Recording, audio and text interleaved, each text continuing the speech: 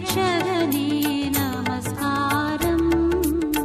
தரணியின் மனுடர் உயிரடைந்தோங்க கருவினில் மாண்டோய் நமஸ்காரம். சர்வலோகாதிபா நமஸ்காரம். சர்வ சிருஷ்டிகனே நமஸ்காரம். சுவிசேஷம் 9ஆம் அதிகாரம் chapter 9 verse 29. அப்பொழுது அவருடைய கண்களை அவர் தொட்டு உங்கள் விசுவாசத்தின்படி உங்களுக்கு ஆக கடவது என்றார். பேசும்படி ஒரு நிமிடம் ஸ்தோத்திரம் பண்ணுவோம். நல்ல பிதாவே, இந்த வசனங்களுக்காக ஸ்தோத்திரம் ஸ்தோத்திரம் ஸ்தோத்திரம். என்னோட பேசுன்னு சொல்ல விரும்புறவங்க கர்த்தரை ஸ்தோத்திரம் பண்ணுங்க. ஹல்லேலூயா. உங்களோட இந்த வசனம் மூலம் பேசும் ஆலோசனை போடும் ஆவியானவர் வழி நடக்கும். பரிசுத்த ஆவியானுடைய பிரசன்னத்துக்காக ஜெபிக்கிறோம். ஹல்லேலூயா. நன்றி செலுத்துகிறோம். மனிதன் அப்பத்தினாலே மாத்திரமல்ல தேவனுடைய வாயிலிருந்து புறப்படுகிற ஒவ்வொரு வார்த்தையினாலும் பிழைப்பார்கள் எழுதியிருக்கிறது. இந்த வார்த்தை எங்களுக்கு பிரயோஜனமா இருக்கட்டும். அடியனை மறையும் இப்படி வார்த்தைகளை முன்வைத்து பரிசுத்த ஆவியுடன் இடைப்படும். உங்களுக்கு ஏற்ற வார்த்தைகளை தந்து போஷித்து பராமரிக்கிறவன். நம்முடைய வார்த்தைகளை நாங்கள் கேட்கும்போது கொழுப்பையும் நிலத்தையும் உண்டது போல எங்கள் ஆத்மா திருப்தியாகும் என்று சொல்லப்பட்டுள்ளது. அப்படிப்பட்ட ஒரு ஆத்மா திருப்தியை கர்த்தர் கட்டளையிடுகிறார்கள். ஆவியானவர் பேசுங்க. இயேசுவின் நாமத்தில் பிதாவே, ஆமென். கர்த்தருக்கு மகிமை உண்டாவதாக. மத்தேயு சுவிசேஷம் 9ஆம் அதிகாரம் 29ஆம் வசனம் நம்ம வாசிக்கும்போது, அப்பொழுது அவருடைய கண்களை அவர் தொட்டு உங்கள் விசுவாசத்தின்படி உங்களுக்கு ஆக கடவது என்றார். கர்த்தருக்கு மகிமை உண்டாவதாக. உங்கள் விசுவாசத்தின்படியே உங்களுக்கு ஆக கடவது என்று சொன்னார். தேவனுக்கு மகிமை உண்டாவதாக. இயேசு கிறிஸ்துவில பிரியமான தேவஜனமே, இயேசு கிறிஸ்துவின் இந்த பூமியில் அவர் இருந்த நாட்களில் நடந்த ஊழியங்களில், அவர் செய்த அற்புதங்களில், அவர் செய்த ஒரு அற்புதத்தை நாம் இங்க வாசிக்கிறோம். அது என்ன அற்புதம்னா, 2 பேர் இயேசுவிடத்துல வருகிறாங்க. அந்த 2 பேரும் இயேசுவிடத்துல வந்து கேட்கிறாங்க, ஆண்டவரே உங்கள் பார்வை அடைய வேண்டும் என்று கேட்கிறார்கள். அப்போ கேட்கும்போது ஆண்டவர் சொல்றாரு, உங்களுடைய கண்களை நான் திறப்பதற்கு என்னிடத்துல வல்லமை உண்டு என்று நீங்கள் விசுவாசிக்கிறீங்களா அப்படின்னு கேட்கிறாரு. அப்ப கேட்டு, ஆமா ஆண்டவரே விசுவாசிக்கிறோம், உங்களுக்கு வல்லமை உண்டு அப்படின்னு சொல்லும்போது இயேசு உங்கள் விசுவாசத்தின் படியே உங்களுக்கு ஆக கடவுள்னு சொன்னாங்க. நீங்க என்ன விசுவாசிக்கிறீங்களோ, என்னிடத்திலிருந்து எது என்னிடத்துல நடக்கும், உம்மால முடியும் என்று விசுவாசிக்கிறீங்களோ அதன் படியே உங்கள் வாழ்க்கையில நடக்கட்டும் அப்படின்னு ஒரு வார்த்தை ஆண்டவர் சொல்லி அங்கே அவருடைய கண்களை தொட்டால் உடனே 2 பேருக்கும் பார்வை உண்டாயிடுச்சு. அல்லேலூயா. 9ஆம் அதிகாரம் 29ஆம் வசனம் ஒரு அற்புதமான வசனம். இது ஒரு முழுமை அடையக்கூடிய ஒரு 9:29 அருமையான காரியங்களே சொல்லப்படுது. என்ன முழுமை? அவங்க வாழ்க்கையில ஒரு குறை இருக்குது, ஒரே ஒரு குறை. சரீரத்துல எல்லா உறுப்புகளும் இருக்குது, நன்றாய் நடக்கிறார்கள், பேசுகிறார்கள், அவங்களால என்ன செய்ய முடியுது, முழு வெள்ளத்தோடு இருக்கிறார்கள். ஆனால் ஒன்று மட்டும்தான் குறை. 2 பேருக்கும் கண்களில் என்ன இல்லை, பார்வை இல்லை. 2 பேருக்கும் ஒரே பிரச்சனை. 2 பேருக்கும் ஒரே பிரச்சனை. 2 பேரும் பாருங்க இயேசுவை தேடி வந்து அவங்க இயேசுவிடத்துல கேட்கிறாங்க. 2 பேர் இயேசுவிடம் வருகிறார்கள். அந்த 2 பேருக்கும் ஒரே பிரச்சனை. அதாவது அவர்கள் 2 பேருக்குமே 2 கண்களுமே இல்லை, பார்வை தெரியல. ஆகவே அவர்கள் குருடர்களாக இருக்கிறார்கள். அந்த குருடர்கள் வாசிக்கும்போது இந்த முழு பகுதியும் நீங்க வாசிக்கும்போது அந்த என்ன நடக்கிறது என்பதை முழுமையாக புரிந்து கொள்ள முடியுது. 9ஆம் அதிகாரம் 26 வாசிக்கும்போது அந்த முழு செய்தியை நீங்கள் அங்கே வேத வசனத்துல புரிந்து கொள்ளலாம். சோதரம் வாசிங்க. 9ஆம் அதிகாரம் 20. இந்த சங்கதி அந்த தேசமெங்கும் பிரசித்தமாயிற்று. இயேசு அவிடம் விட்டு போகையில் 2 குருடர் அவர் பின்னே சென்று, தாவீதின் குமாரனே எங்களுக்கு இரங்கும் என்று கூப்பிட்டார்கள். அவர் வீட்டிற்கு வந்த பின்பு அந்த குருடர் அவரிடத்தில் வந்தார்கள். இயேசு அவர்களை நோக்கி, இதை செய்ய எனக்கு வல்லமை உண்டு என்று விசுவாசிக்கிறீர்களா என்று கேட்டார். அதற்கு அவர்கள் ஆம் விசுவாசிக்கிறோம் ஆண்டவரே என்றார்கள். அப்பொழுது அவருடைய கண்களை அவர் தொட்டு உங்கள் விசுவாசத்தின்படி உங்களுக்கு ஆக கடவது என்றார். உடனே அவருடைய கண்கள் திறக்கப்பட்டது. இதை ஒருவருக்கும் அறிவியாதபடிக்கு எச்சரிக்கையாயிருங்கள் என்று இயேசு அவர்களுக்கு கண்டிப்பாக கட்டளையிட்டார். ஆமென். 2 பேர் இயேசுவிடத்துல வராங்க. 2 பேரும் ஒரே மாதிரி கேட்கிறாங்க. தாவீதின் குமாரனே, 2 பேர் பாருங்க ஒரே மாதிரி கூப்பிடுறாங்க. தாவீதின் குமாரனே எங்களுக்கு இரங்கும் என்று கூப்பிட்டாங்க. இயேசு அங்க நின்று கேட்டதாக தெரியல. அவங்க பின்னால அந்த இடத்துல அவங்க நின்று கூப்பிடுற இடத்துல அங்க இயேசு நின்று அவங்களை கூப்பிட்டு வாங்கன்னு சொல்லி ஒன்றும் செய்யல. அவர் பேசுற வந்துட்டாரு வீட்டுக்கு. அவர் வீட்டுக்கு வந்த பிறகு அவங்க பின்னாலே வந்திருக்கிறாங்க. 2 பேரும் பார்வை இல்லாவிட்டாலும் பின்னால இயேசுடைய பின்னாடியே அந்த ஜனங்களை பின்தொடர்ந்து வர்றாங்க. அவர் இருந்த வீட்டுக்கு அவர் வந்துட்டாரு. அந்த வீட்டுக்கு அவர்கள் வந்து கூப்பிடுறாங்க மறுபடியும் ஆண்டவரே என்று கூப்பிடும் போது, இப்போ வீட்டுக்கு வந்த பிறகு அவர் கேட்கிறாரு. என்ன கேட்கிறாருன்னா, அவர் வீட்டுக்கு வந்த பின்பு அந்த குருடர் அவரிடத்தில் வந்தார்கள். 28 வசனத்தில் இயேசு அவர்களை நோக்கி, இதை செய்ய எனக்கு வல்லமை உண்டு என்று விசுவாசிகளா என்று கேட்டார். அதற்கு அவர்கள் ஆம் விசுவாசிக்கிறோம் ஆண்டவரே என்றார்கள். அப்பொழுதுதான் அவர் சொல்றாரு, அவருடைய கண்களை தொட்டு ஒரு விசுவாசத்தின்படி உங்களுக்கு ஆக கடவுள். உடனே கண்கள் திறக்கப்பட்டது. ஆமென் சொல்லுங்க. நல்ல கவனிங்க. இந்த 2 பேருக்கும் ஒரே பிரச்சனை. 2 பேருக்கும் அற்புதம் தேவைப்படுது. 2 பேரும் ஒரே மாதிரி கூப்பிடுறாங்க. அந்த 2 பேரும் வீட்டுக்கு வருகிறாங்க. அந்த வீட்டுக்கு வந்த போதுதான் இயேசு கிறிஸ்து அங்க ஒரு அற்புதத்தை செய்றாரு. அல்லேலூயா. சரி, எந்த வீட்டுக்கு வந்தார் இயேசு? இந்த வீடு எங்க இருந்துச்சு?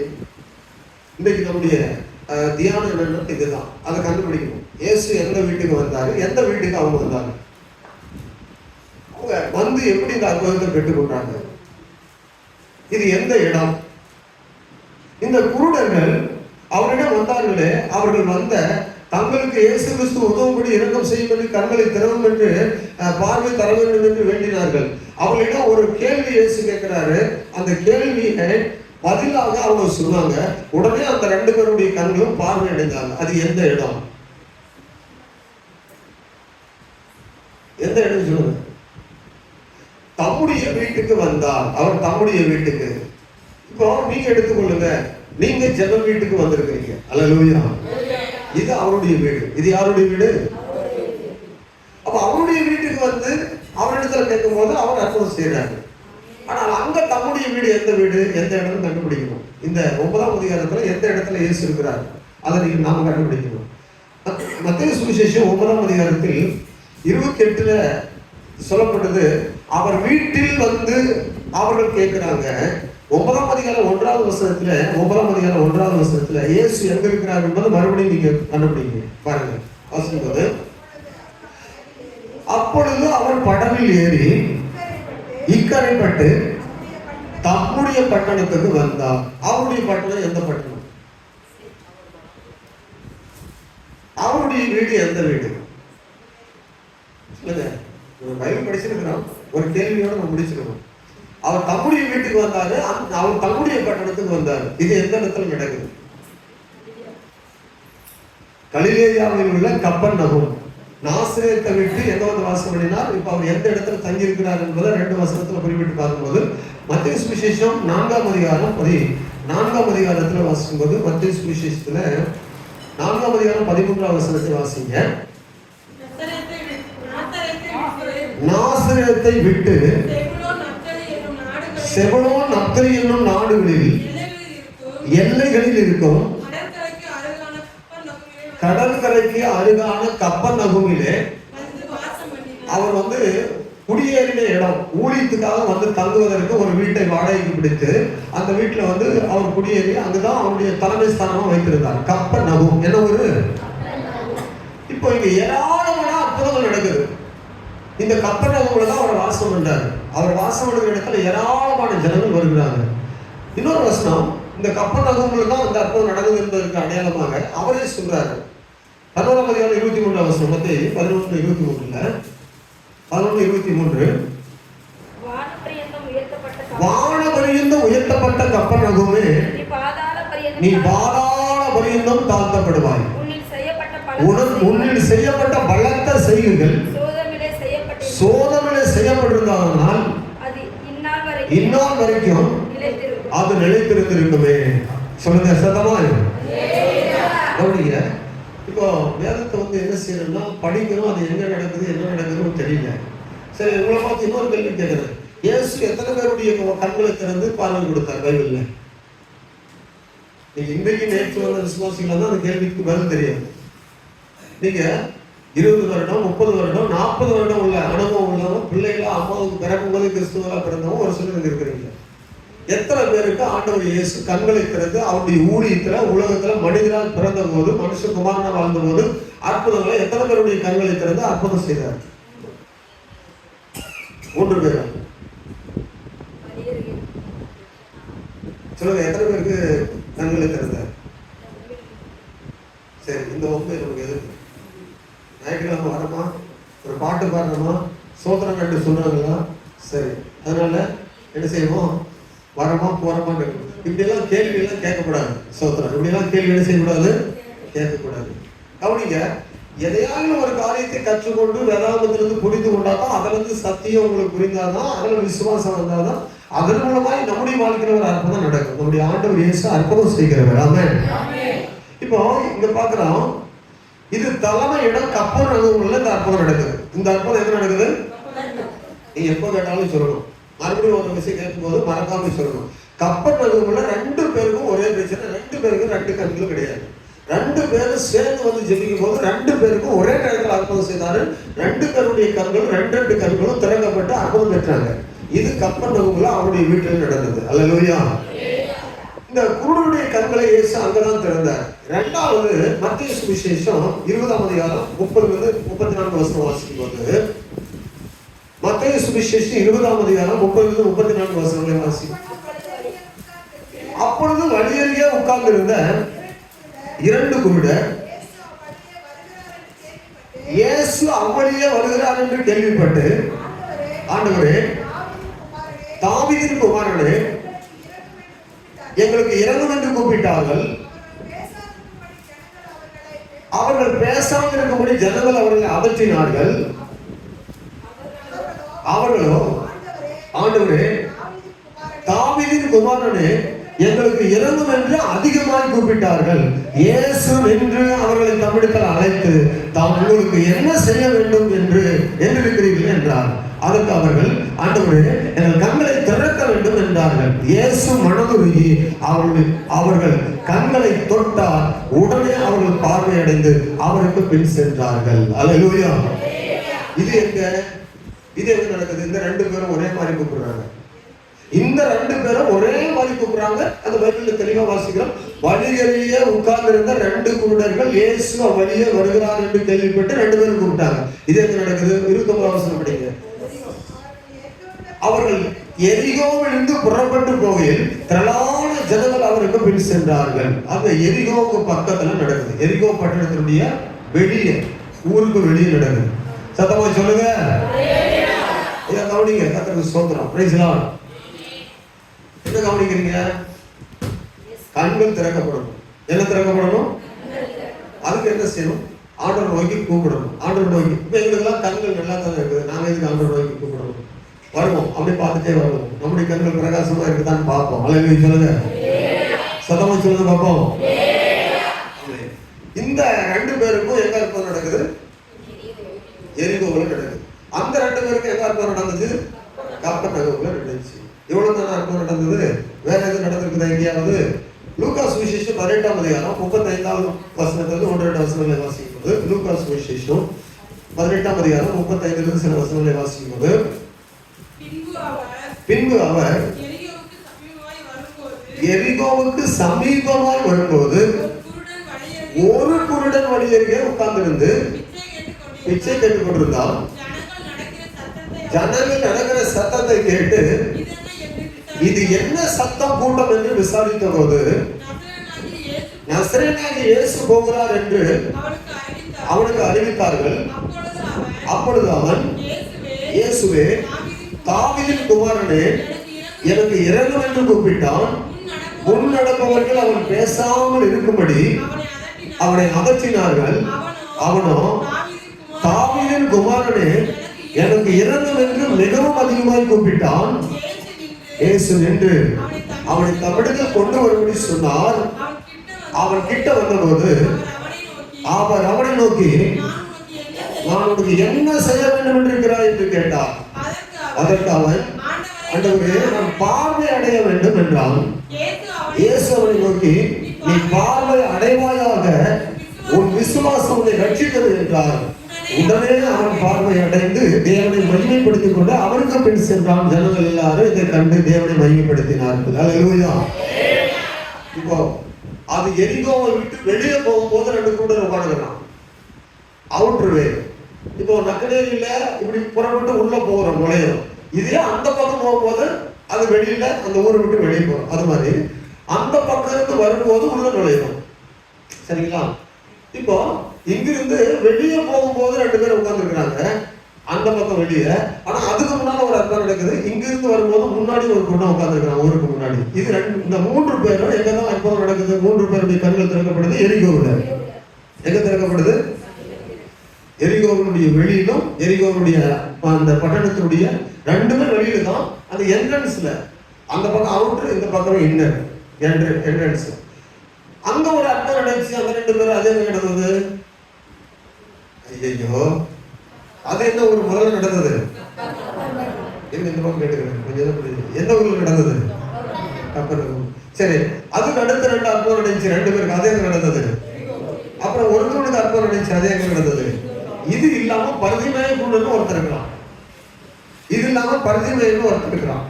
இப்போ வந்து 6 பேருக்கு வெளிச்சமா இருக்குது. கர்த்தருக்கு ஸ்தோத்திரம். அது இல்லாம இன்னொருத்தர் இருக்கிறான். கண்களை இல்ல சேவை பூசி ஒருத்தர் அனுப்புறாரு சிலோகம் குளத்துல போய் கழுவுன்னு சொல்லி. அப்ப எத்தனை பேர் ஆச்சு? 7 பேர் பூரணமாக்கிட்டாரு. அல்லேலூயா சொல்லுங்கள. எத்தனை பேருடைய கண்களை இயேசு திறந்திருக்கிறாங்க?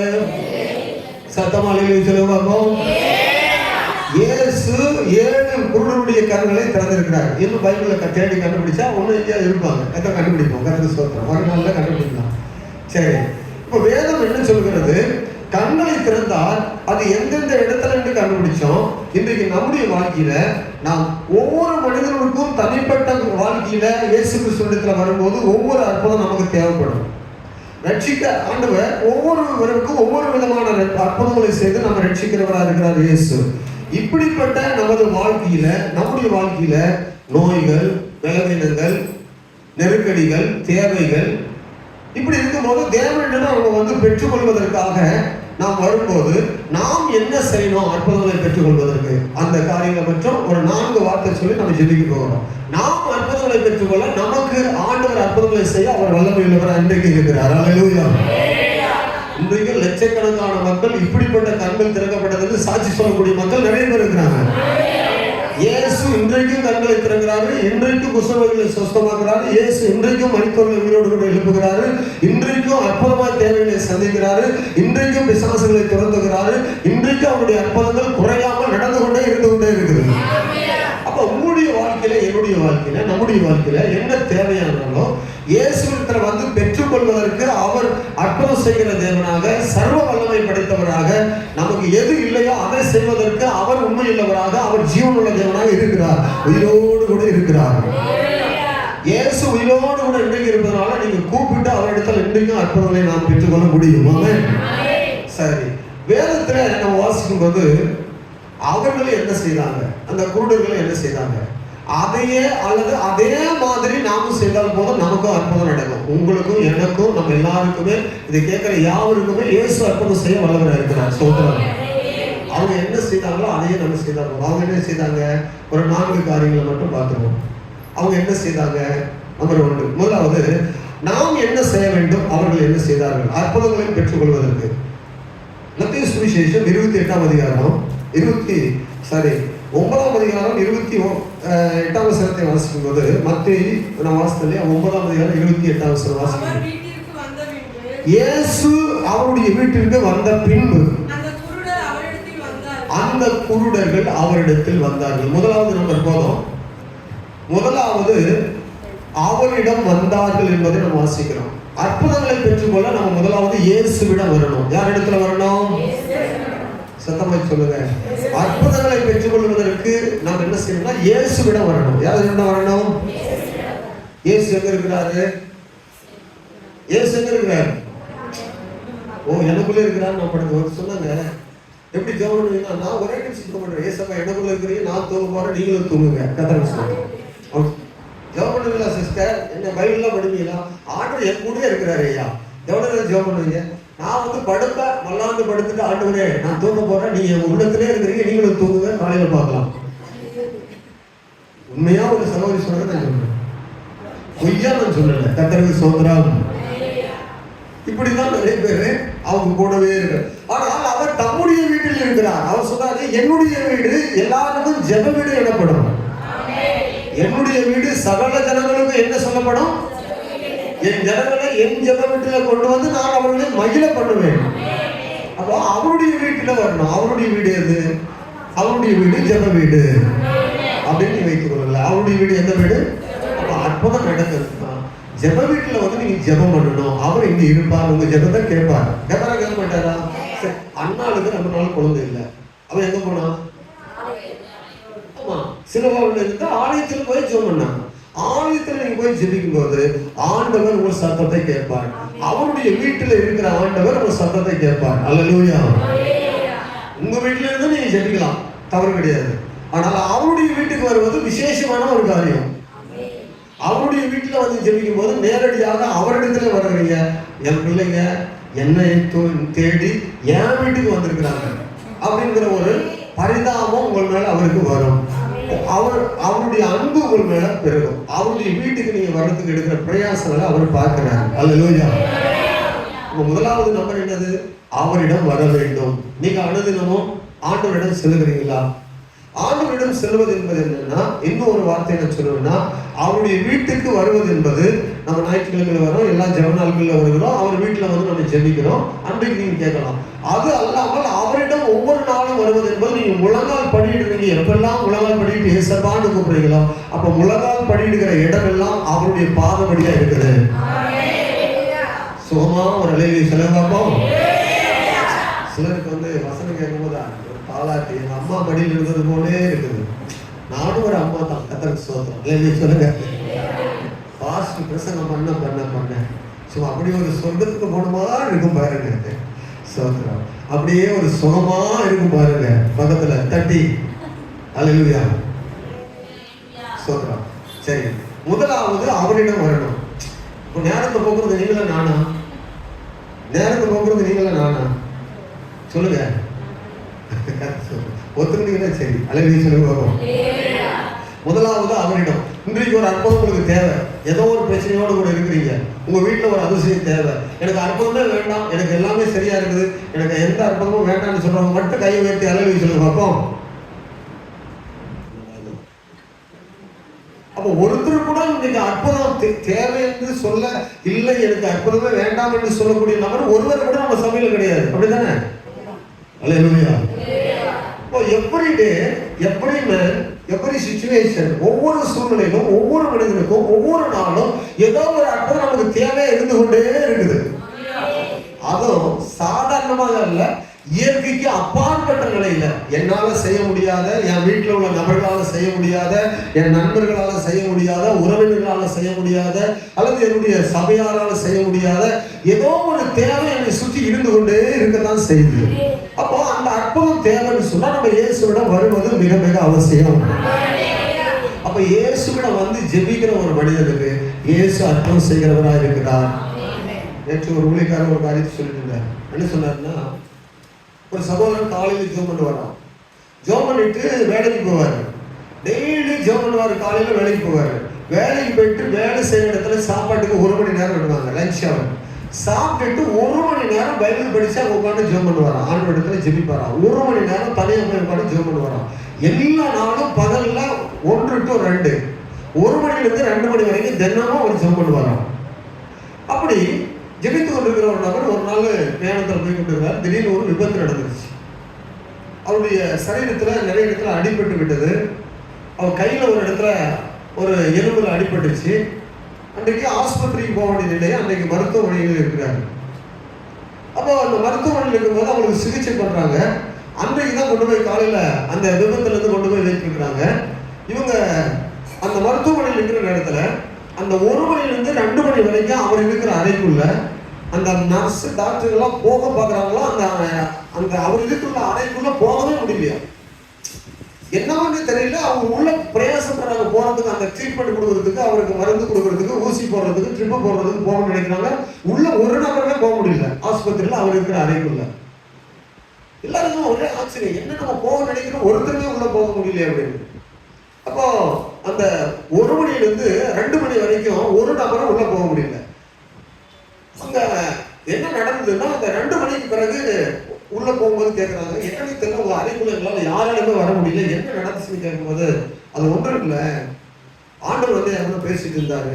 என்ன பேசுறாருன்னு கேட்கும்போது அவர் சொன்னாரு, நான் எப்பவுமே கம்பெனியில வேலைக்கு முடிச்சுட்டு, அதாவது வேலை டைம்ல வேலையை முடிச்சுட்டு சாப்பாடு டைம்ல 1 மணிலிருந்து 2 மணி வரைக்கும் நான் ஜெபம் பண்ணுவேன், தினமும் ஆண்டவர் சந்திப்பேன். அப்போ ஆண்டவர் நீங்க என்ன சொன்னாருன்னா, என்கிட்ட வந்து தினமும் நீ என்னை வந்து சந்திப்ப, இன்றைக்கு நீ என்னை வந்து சந்திக்க முடியல, அதனால நீ இருக்கிற இடத்துல நான் வந்து உன்னை சந்திக்க வந்தேன் அப்படின்னு அவர் என்கிட்ட சொன்னாரு அப்படின்னு ஒரு பயங்கரமான சாட்சி சொன்னாராம். அது மட்டும் இல்ல, இவங்க என்ன ட்ரீட்மெண்ட் போய் அவருக்கு செய்யணும்னு நினைத்தாங்களோ அங்க போய் செய்வதற்கு பார்க்கும்போது அது அந்த இடத்துல அவருக்கு சுகமாயி ஆரோக்கியமாய் இருந்தாராம். பாருங்க, அப்போ நாம் ஒரு இடத்துல ஆண்டவரை தேடி போகும்போது அந்த இடத்துல நம்ம இல்லாத நாள் பார்க்கும்போது ஆண்டவரே அந்த இடத்துல தேடி அடுத்த நாள் நம்ம தேடி வராரு. அப்ப அனுதினமும் நீங்க இயேசுவை தேடுறீங்களா? இன்னைக்கு நிறைய பேருக்கு பிரச்சனை என்ன தெரியுமா? சாத்தான் முதலாவது பண்ண பிரச்சனை என்ன தெரியுமா? தேவன் அவரோடு கூட இருக்கிற மனுக்குலத்துக்கு இருக்கிற கனெக்டிங் உறவுகளை துண்டிக்க நினைப்பதுதான் பிசாசுடைய வேலை. ஆரம்பம் முதல் அதான் முடிய வேலை. ஆண்டவரிடத்துல வரக்கூடாது, ஜனங்கள் தேடக்கூடாது, செபிக்க கூடாது, அவர் கூட பேசக்கூடாது அப்படி என்பதுதான் ஆரம்பத்துல ஏவாள் இடத்திலும் ஆதாம் இடத்திலும் பாவத்தை உண்டு பண்ணி ஆண்டவர் இடத்துல இருந்து பிரித்தான் மனிதர்களை. ஆனால் அந்த பிரிவினைகளுக்கு தான் இயேசு கிறிஸ்து மறுபடியும் என்ன செய்தாரு? இந்த பிரிவினைனால மனிதர்கள் தூரமா போயிட்டாங்க, இவங்க தொடர்பு இல்லாம இருக்கிறாங்க, என்னிடத்துல வர முடியாம இருக்கிறாங்க, சுடரொளி பட்டயத்தை நான் வச்சுட்டேன், நீ வந்தா செத்து போவாங்க, அழிக்கப்படுவாங்க, இப்படி அவங்களால தானா வர முடியாது, நீ நான் தான் அவங்களை போய் தேடி என்னிடத்துல சேர்த்து கொள்ளணும்னு இயேசு இந்த உலகத்துல வந்து மறுபடியும் அவரிடத்துல சேர்த்து கொள்வதற்காக சிலுவையில் அடிக்கப்பட்டு நம்ம பாவத்தை போக்கி அவரோடு கூட அனுதினமும் உறவு கொள்ள, அவரோடு கூட பேச, அவரிடத்துல வருவதற்காக நம்ம வழியை ஆண்டவர் இயேசு திறந்தார். அதான் சொன்னாரு, நானே வழியும் நானே சத்தியமும் ஜீவனும். அப்ப அவர் வழி திறந்திருக்கிறார். அப்ப அனுதினமும் நம்ம அவரிடத்துல வந்து எங்க முழங்கால் படிக்கிறீங்களோ முழங்கால் படிட்டு இயேசுவேன்னு கூப்பிடுற இடத்துல இயேசு இருக்கிறார். சத்தமா சொல்லுங்க. நீங்க முழங்கால் படிக்கிற இடம் இயேசுடைய பாதபடி. நீங்க முழங்கால் படிக்கிற இடம் இயேசுவின் பாதபடி. அப்போ இயேசுவேன்னு கூப்பிடும் போது உங்க சத்தத்தை கேட்கிறார். அப்ப நீங்க அப்படி அனுதினமும் தேடக்கூடியது மாத்திரம் ஒரு அல்லேலூயா சொல்லுங்க பார்ப்போம். மூணு பேர் தருவீங்களா அனுதினமும்? கர்த்தருக்கு ஸ்தோத்திரம். சரி, அனுதினமும் தேடக்கூடிய கம்பீரமா அல்லேலூயா சொல்லுங்க பார்ப்போம். சந்தேகமா தான் கை உயருது, தினமும் தேடமான சந்தேகமா தான் இருக்குது, அதனால கை கீழே போகுது. சரி, ஆனால் கவனிங்க, நீங்க என்ன காரியம் பண்ணாலும் அனுதினமும் அவரை தேடுங்கள். உங்களுடைய காரியங்கள் அவர் உண்மையா இருப்பார். உங்க தேவைகளில் உண்மையா இருப்பார். உங்க சத்துருக்களுக்கு அவர் சத்துருவா இருப்பார். உங்கள் எதிரிகளுக்கு அவர் எதிரியா இருப்பார். உங்க தேவைகளை அவர் சந்திக்கிறவரா இருப்பார். உங்கள் வாழ்க்கையில் அவர் கூட இருந்து அற்புதங்களை செய்வார். ஆபத்துகள் வரலாம், உலகத்துல பல காரியங்கள், அதாவது வராதுன்னு சொல்ல முடியாது, வரும்னு பைபிள்ல சொல்லப்படுது. நீதிமானுக்கு வரும் துன்பங்கள் அநேகமா இருக்கும், அவைகள் எல்லாவற்றிலும் நின்று அவர் உங்களை விடுவிப்பார். ஆமென். அவர் சொன்னாரு சங்கீதம் 50:15, ஆபத்து காலத்தில் என்னை நோக்கி கூப்பிடு, நான் உன்னை விடுவிப்பேன், நீ என்னை. அப்போ ஆபத்து காலம் வரும்னு இயேசுவுக்கு ஆண்டவருக்கே தெரியும். தேவ பிள்ளைகளுக்கு ஆபத்துகள் வரலாம், வரக்கூடும், அந்த நாட்கள் இருக்கும். அப்போ அந்த நேரத்துல நீங்க வேற யாரையும் போய் கூப்பிடாதீங்க. அப்ப யாரை கூப்பிடுங்க? இயேசுவையே கூப்பிடுங்க. அல்லேலூயா. அப்போ அற்புதம் நடக்கும்னா முதலாவது அவரிடம் வரணும். முதலாவது என்ன செய்ய வேண்டும்? அடுத்தது என்ன செய்யணும்? 27 வசனம் வாசிங்க. 9ஆம் அதிகாரம் 27 வசனம். 9:27. இயேசு அவ்விடம் விட்டு போகையில் 2 குருடர் அவர் பின்னே சென்று, தாவீதின் குமாரனே கூப்பிட்டார்கள். அப்ப ஆண்டவர் நோக்கி பேசணும், கூப்பிடணும், ஆண்டவர் நோக்கி பேச கற்றுக்கொள்ளணும். தாவீதின் குமாரனே எங்களுக்கு இறங்கும் என்று கூப்பிட்டார்கள். எப்படி கூப்பிட்டாங்க? இறங்குன்னா என்ன அர்த்தம்? கெஞ்சி பிரார்த்தனை பண்றது. ஆண்டவரே எங்களுக்கு உதவி செய்யுங்கப்பா அப்படின்னு கூப்பிடுறது நம்ம பாசையில. அவங்க இறந்தோம்னா என்ன அர்த்தம்? கெஞ்சுதலோடு கூப்பிடுறது, ஆண்டவரே எங்களை பாருங்க ஆண்டவரே அப்படின்னு சொல்லி கூப்பிடுறது, எங்களுக்கு உதவி செய்யுங்க. அப்ப கெஞ்சி பிரார்த்தனை பண்ணும்போது ஆண்டவருடைய நாமத்தை நம்ம சொல்லி கூப்பிடும் போது அந்த சத்தத்தை அவர் கேட்கிறார். அப்புறம் பாரு அவங்க நம்மளோடு பேச ஆரம்பிக்கிறார். அடுத்தது 28ஆம் வசனத்துல ஆரம்பிக்கிறோம். அங்க பார்க்கும்போது அவங்க வீட்டுக்கு வந்தவொடனே பேச ஆரம்பிக்கிறார். நான் உங்களுக்கு என்ன செய்யணும்னு கேட்கிறாரு. அவர் வீட்டுக்கு வந்த பின்பு அவரிடத்தில் வந்தார்கள் நோக்கி இதை செய்ய எடுத்து அவங்க கூப்பிட்ட உடனே அவர் பேசுறாரு. ஆண்டவர் பேசுவார். நீங்க கூப்பிட்ட உடனே அவர் பேசாம இருக்க மாட்டார். அவர் பேசுவார். கண்டிப்பா பேசுவாரா? எத்தனை பேருக்கு பேசுவார் புரியுது? நீங்க கூப்பிட்டா அவர் பேசாம இருக்க மாட்டார். பைபிள்ல படிச்சுட்டே இருப்பீங்க, திடீர்னு கூட பேசுவாரு. அவர் சொன்னாரு, சாட்சி நான் அப்படியே ஒரு கஷ்டத்தோட இருந்து ஒரு வசனம் என்னோட பேசிட்டு ஆண்டவரே சொன்னார். அப்ப ஆண்டவர் பேசுறாரு. ஆண்டவர் நம்மோட கூட நம்ம கூப்பிடும் போது அவர் நம்மோட பேசுவார். நீங்க அவரிடத்துல வந்துட்டு நிறைய பேர் வர்றாங்க, அப்படியே வந்து உட்காந்துக்கிறாங்க, ஒண்ணுமே சொல்லுங்க, நான் வந்துட்டேன். பைபிள் இருக்குது, என்ன இருக்கு? வாய் திறவாததுக்கு முன்பு சொல் திறவாததுக்கு எல்லாம் உங்களுக்கு தெரியும். அற்புதம் நடக்கணும்னா வாய் திறந்து பேசணும், கூப்பிடணும், அதான் ஜெபம் பண்ணணும். முதலாவது என்ன செய்யணும் சொல்லுங்க? முதலாவது என்ன செய்யணும்? அற்புதம் நடக்குன்னா இயேசுவிடத்துல வரணும். அற்புதம் நடக்குன்னா எங்க வரணும்? முன்னாடி மக்கள்லாம் எங்கெங்க போறாங்க தெரியுமா? கம்ப்யூட்டர் உலகத்துல கம்ப்யூட்டர் ஜாதகம் வந்துருச்சு. ஆவிகளோடு பேசுகிற உலகம், ஆவிகள்ல பேசி சொல்றாங்க. நிறைய ஜாதகம் குறி சொல்றாங்க, அசுத்தாவிகளோடு பேசி சொல்றாங்க. குறி கேட்கிற இடத்துல ஜனங்க போகிறாங்க. எதிர்காலத்தை குறித்து பஞ்சாங்கம் பார்க்க, ஜாதகம் பார்க்க பல இடத்துல போகிறாங்க மனுக்குலத்துல. ஆனா நாம் ஆண்டவரிடத்துல வந்து கேட்கணும் நம்முடைய காரியத்தை, அற்புதத்துக்காக, நம்முடைய எதிர்காலத்தை பற்றி இயேசுவிடத்துல நம்ம பேசணும். அல்லேலூயா. முதலாவது அவரிடத்துல வரணும், இரண்டாவது அவர் கூட பேசுகிறவங்களா இருக்கணும். கூப்பிடக்கூடிய நமக்கு சத்தத்தை ஆண்டவர் கொடுத்திருக்கிறார். நீ கூப்பிடுவாய், நான் மறுஉத்தரவு கொடுப்பேன். நீ கூப்பிடுவாய், நான் என்ன செய்வேன் உன்னோடு. நாம் ஆராதிக்கிற தேவன் வந்து பேசுகிற தேவனா இருக்கிறார். ஆமென். நீங்க கூப்பிடும் போது அவர் வந்து பேசுவார். அவர் பேசினாரா இல்லையா? நான் உங்களுக்கு என்ன செய்யணுமா? கூப்பிட்டீங்களா? என் வீட்டுக்கு வந்திருக்கீங்களா? என் வீட்டுல வந்து உட்காந்துருக்கீங்களா? கூப்பிட்டீங்களா? என்ன செய்யணும்? ஆண்டவரே நம்ம பார்வை அடையணும்.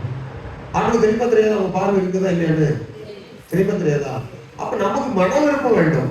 நமக்கு என்ன செய்யணும் ஆண்டவருக்கு நம்ம கேட்கணும். அல்லேலூயா. சிலர் வந்து என்ன செய்வாங்க, நாங்க வாழ்நாள் முழுக்க குருடாதா கூட பரவாயில்ல ஆண்டவரே, ஏன்னு சொன்னா பிச்சை எடுத்தே பிழைச்சிக்கிறோம். பிச்சை எடுத்து என்ன செய்யறோம்? ஏன் தெரியுமா? கண்ணு தெரிஞ்சுன்னா வேலைக்கு போக சொல்லுவாங்க. கண்ணு தெரிஞ்சா என்ன ஆகும்? குருடாக இருந்தா நான் குருடன், எனக்கு பார்வை தெரியல, பிச்சை கொண்டு கேட்கலாம். அப்போ நிறைய பேருடைய விருப்பம் என்னன்னு தெரியாது. ஆண்டவர் எப்போதுமே நம்ம விருப்பத்தை கேட்டு அறிகிறவர். அல்லேலூயா. இரண்டாவது. மூன்றாவது பார்த்துருவோம். மத்தேயு சுவிசேஷம் 9ஆம் அதிகாரம் 28ஆம் வசனத்துல கீழே வாசிக்கும் போது, அவர் வீட்டுக்கு வந்த பின்பு அந்த குருடர் அவரிடத்தில் வந்தார்கள். இயேசு அவர்களை நோக்கி இதை செய்ய எனக்கு வல்லமை உண்டு என்று கேட்கிறாரு. அடுத்து என்னன்னா, இதை செய்ய என்கிட்ட வந்துட்டீங்க, என்கிட்ட பேசிட்டீங்க, சரியா? என்கிட்ட வந்துட்டீங்க, பேசிட்டீங்க. இதை நான் உங்களுக்கு செய்ய முடியுமா? என்னிடத்துல உங்களுக்கு செய்யக்கூடிய வல்லமை எனக்கு, இந்த உங்களுக்கு கண்களை திறக்கிற அளவுக்கு என்னிடத்துல வல்லமை இருக்குதா? அது விசுவாசிக்கிறீங்களான்னு கேட்டாரு. பாருங்க, விசுவாசம் இருக்குதா? வந்தால் மட்டும் போதாது, கூப்பிட்டால் மட்டும் போதாது, விசுவாசம் இருக்குதான்னு பார்க்கணும். ஒரு அற்புதம் எனக்கு நடப்பதற்கு. அல்லேலூயா. அற்புதம் நடக்க வேண்டும் என்றால் விசுவாசம். வேதம் சொல்லுது 11ஆம் அதிகாரம் 5-6 வசனத்துல எபிரேயர்ல வாசிக்கும் போது, தேவனை தேடுகிறவர்கள் அவர் உண்டு என்றும், அவர் தம்மை தேடுகிறவர்களுக்கு பலன் அளிக்கிறவர் என்றும் அவரை நம்ம விசுவாசிக்க வேண்டும். அவரை தேடி வந்தால் போதாது, கூப்பிட்டால் போதாது, பேசினால் போதாது, ஆராதித்தால் போதாது, ஜெபித்தால் போதாது, விசுவாசம் வேண்டும். எனக்கு ஆண்டவரை செய்ய முடியும், என் ஆண்டவர் என்னை நடத்த முடியும், இந்த சூழ்நிலை என்னை விடுவிக்க முடியும், என் குடும்பத்துக்கு போதுமான காரியத்தை அவரால் செய்ய முடியும் என்று விசுவாசிக்க வேண்டும். அப்ப விசுவாசம் இருக்குதா உனக்கு? அவர் கேட்கிறார், உங்களுக்கு விசுவாசம் இருந்தா நான் அற்புதத்தை செய்ய ஆயத்தமா இருக்கிறேன். நீ எத்தனை முறை வேணாலும் வா, எவ்வளவு வேணாலும் பேசு, விசுவாசம் இல்லாம போனீங்கன்னா ஒண்ணு உனக்கு நடக்க போறது இல்லை. அவர் சொன்னாரு, ஏன் ஆண்டவரே கண்ணு திறக்க முடியல, ஏன் ஆண்டவரே பிசாசு துரத்த முடியல அப்படின்னு கேட்கிறாங்க. சீசர்கள் வந்து கேட்கிறாங்க. ஒருவன் சக்கர ரோகியா இருந்த பிசாசு பிடித்த ஒரு மகனை கொண்டு வருகிறார் சீசர் இடத்துல.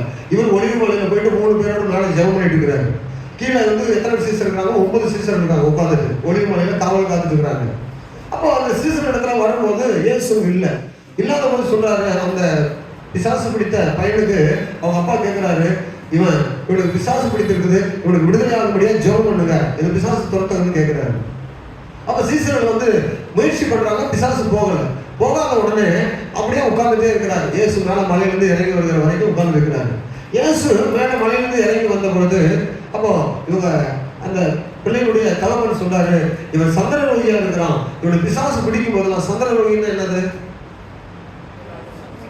தீயிலும் நெருப்பிலும் இவனை தள்ளுது. அநேக தரம் கொலை செய்வதற்கு இந்த பிசாசின் ஆவி இவனை முயற்சி பண்ணுது. இவனை கொலை செய்வதற்கு இந்த ஆவி பிரயாசப்படுது. நான் என்ன செய்யணும் ஆண்டவரே, எப்படியாவது மனம் இறங்கி உங்க சீசனத்துல கொண்டு வந்தேன், அவங்களால ஒன்றுமே செய்ய முடியல, நீயாவது ஏதாவது செய்ய ஆண்டவரே அப்படின்னு சொல்லி கேட்கிறான். அப்ப ஆண்டவர் என்ன சொன்னாரு, நீ விசுவாசிக்க கூடுமானால் ஆகும் அப்படின்னு சொன்ன உடனே அவன் அப்பதான் ஒத்துக்கிறான். ஆமாண்டவரே அவிசுவாசத்தை மன்னியும், நாம விசுவாசிக்கிற ஆண்டவரே அழுகிறான். அல்லேலூயா. அப்போ ஏன் அற்புதம் நடக்கல? விசுவாசம் இல்ல, அற்புதம் நடக்கல. சீசர்கள் தனியா வந்து கேட்கிறாங்க, ஆண்டவரே ஏன் அந்த விசுவாசங்களால் துரத்தி விட முடியல? அப்ப சொல்றாரு ஆண்டவர், உங்களுடைய அவிசுவாசத்தினாலதான். கடுகு விதையளவு உங்களுக்கு விசுவாசம் இருந்தா இந்த மலையை பார்த்து போன்னு சொன்னாலும் போகும். இந்த பிசாசுகளை தொடர்ந்து வந்து உங்களுக்கு லேசான காரியம், பெரிய கஷ்டம் கிடையாது. அல்லேலூயா.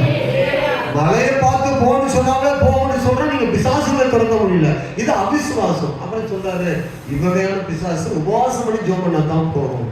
உபவாசத்தினால இந்த ஆவிகள் என்ன செய்யாது, இது பலவந்தப்படுத்துற சில ஆவிகள் போகாது அப்படின்னு சொன்னாரு.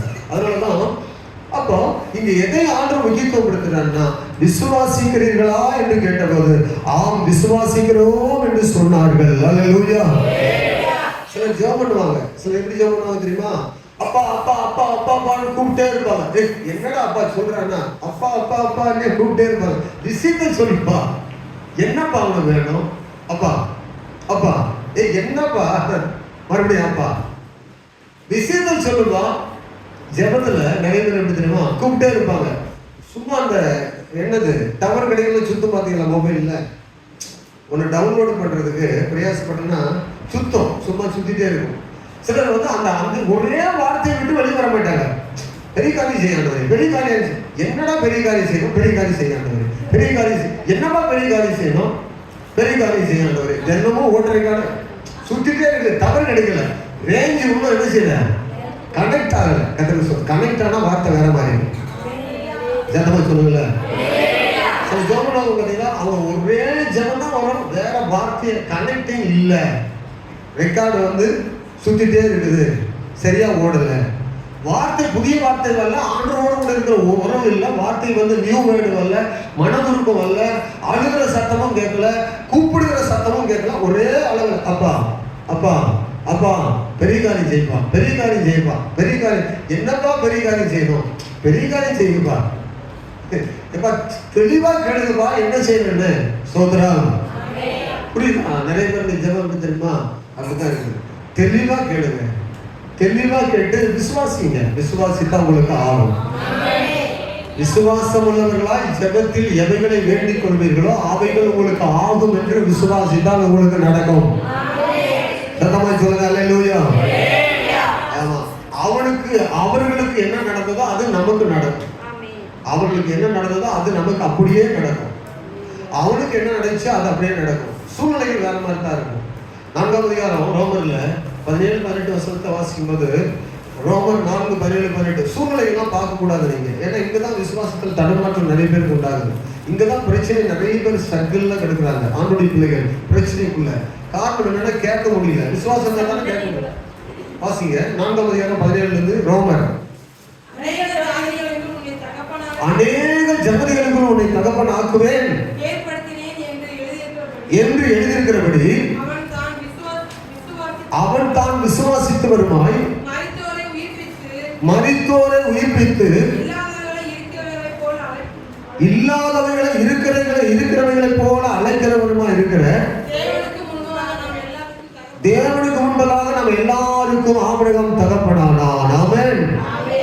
இதுவரைக்கும் ஒன்று அப்படி நடக்கவே இல்லைங்க. நல்லா கவனிங்க. இந்த குருடர்களுக்கு இவங்க தான் ஃபர்ஸ்ட். யாரு? 9ஆம் அதிகாரத்துல வராங்க பாத்தீங்களா, மத்தேயு சுவிசேஷத்துல. இதுதான் முதல் அற்புதம், குருடருடைய கண்களை திறக்கிறது. இது வரைக்கும் நடக்கல. நல்லா கவனிங்க, இது வரைக்கும் நடக்கல.